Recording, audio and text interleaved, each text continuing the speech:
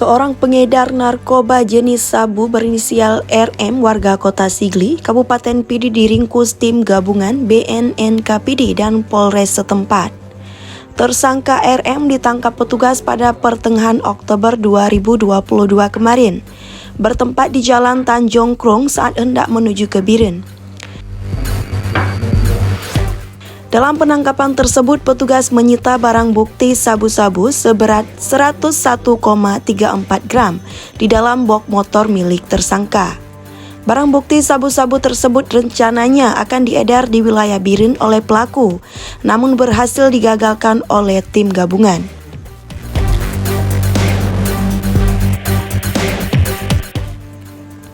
Hasil interogasi petugas, tersangka mengaku barang bukti sabu dipasok dari Malaysia oleh pelaku Ika yang kini masuk dalam DPO BNN-KPD. Kepala BNN-KPD, AKBP Sabri mengatakan tersangka RM memiliki jaringan internasional untuk memasok sabu ke Aceh.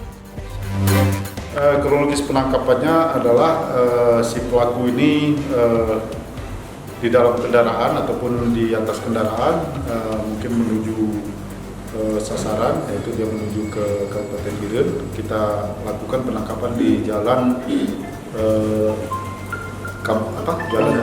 Desa Tanjung Krung, Kecamatan Kota Sigli.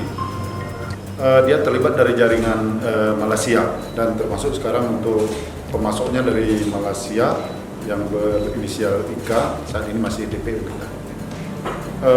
Berdasarkan Undang-Undang 35 tahun 2009 tentang narkotika, ini ancaman hukuman bisa seumur hidup atau ancaman hukuman mati.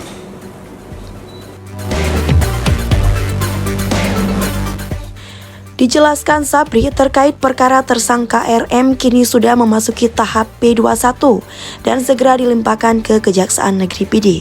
Sedangkan barang bukti langsung dimusnahkan dengan cara di blender yang dilakukan oleh Kajari Pidi, Gembong Priyanto bersama Kepala BNNK AKBP Sabri serta Kapolres Pidi AKBP Patli.